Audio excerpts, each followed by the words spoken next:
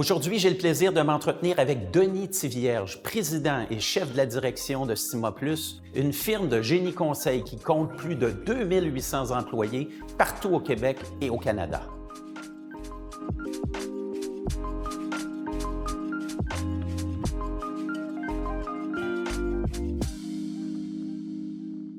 Denis Tivierge, bonjour. Bonjour. Merci de nous recevoir dans les bureaux de Stima Plus à Montréal. Plaisir de vous recevoir. Écoutez, vous venez tout juste d'entrer en fonction.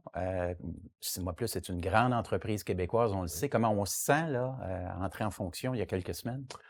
On se sent bien, mais on se sent fébrile, enthousiaste. Je vous dirais que ça fait quand même plusieurs années que je suis à l'intérieur de l'entreprise, donc j'ai eu la chance de pouvoir connaître l'ensemble des rouages de l'entreprise. Je compte aussi sur une solide équipe de direction, une entreprise solide, donc ça va bien, mais j'apprends beaucoup de nouvelles choses et je suis vraiment fébrile à la continuité de mon nouveau rôle. On le voit, là, Stima Plus est en pleine croissance au Québec. C'est une entreprise québécoise là, qui est bien établie, Oui. qui commence aussi à s'établir dans le Canada tout entier. Donc, quel portrait tu dresses de l'entreprise à ce stade-ci dans les différents secteurs d'activité? Stima Plus, on est une entreprise de génie conseil. Comme vous le disiez, on a été fondé en 1990. Donc, plus de 30 années d'expérience. Natif du Québec, connu une grande croissance. On a environ 30 bureaux à travers le pays aujourd'hui, au moment où on se parle, dans différents secteurs d'activité, notamment le transport, le bâtiment, énergie, ressources, infrastructure. On a aussi un secteur en gestion de projet, en système de communication, ainsi qu'en environnement. On compte environ 2800 employés à travers le pays, dont la moitié sont actionnaires de la firme. Essentiellement, notre secteur d'activité, là, c'est des hommes et des femmes qui Oui, œuvrent, ce sont des professionnels. oui. Ils ont un rôle clé à jouer dans le développement économique, social et environnemental du Mhm. Québec. Et il faut qu'ils soient reconnus à leur juste valeur. Oui. Comment devons-nous faire en sorte de convaincre, au fond, tant les donneurs d'ouvrage que l'ensemble des acteurs de la société de donner cette juste rémunération, cette équité concurrentielle pour nos professionnels, quand on le compare d'ailleurs au reste du Canada et ailleurs dans le monde? Quand on parle de rémunération, on a une pénurie de main-d'œuvre, je pense, qui touche l'ensemble des grands secteurs d'activité, qui amène aussi de devoir rémunérer mieux nos ressources. On est quand même une entreprise ou une industrie dans laquelle le capital humain est le principal actif. On doit bien rémunérer ces gens-là pour offrir les meilleures solutions qui répondent aux enjeux d'aujourd'hui.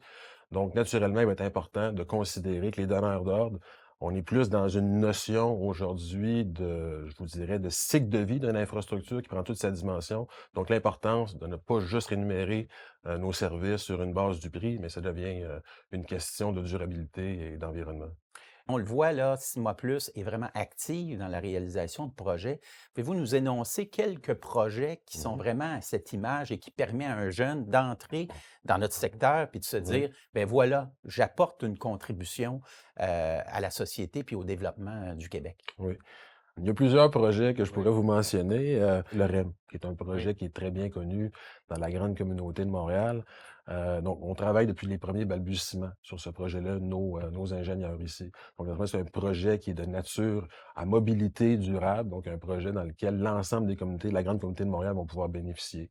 Un autre projet que je pense aussi qui a des répercussions, qui vont être différentes d'environnementales, c'est tout le projet de fibre qu'on a mis en place à travers le Québec avec l'initiative Québec branché. On a déployé plus de 10 000 kilomètres de fibre à travers différentes communautés du Québec pour les relier ensemble, pour leur donner accès à Internet, à de l'information. Dans une économie du savoir comme aujourd'hui, ça devient quelque chose de primordial. Donc, c'est juste deux exemples pour démontrer, dans le fond, l'impact des projets sur lesquels on travaille au sein de nos différentes communautés et de la société en général du Québec. Denis Tivierge, chef de la direction de Stima Plus, président de Stima Plus, merci infiniment de nous avoir accueillis. Puis on souhaite naturellement longue vie à Stima Plus et je suis convaincu que les projets seront emballants et pour tout ça pour le bénéfice de la communauté. Je vous remercie.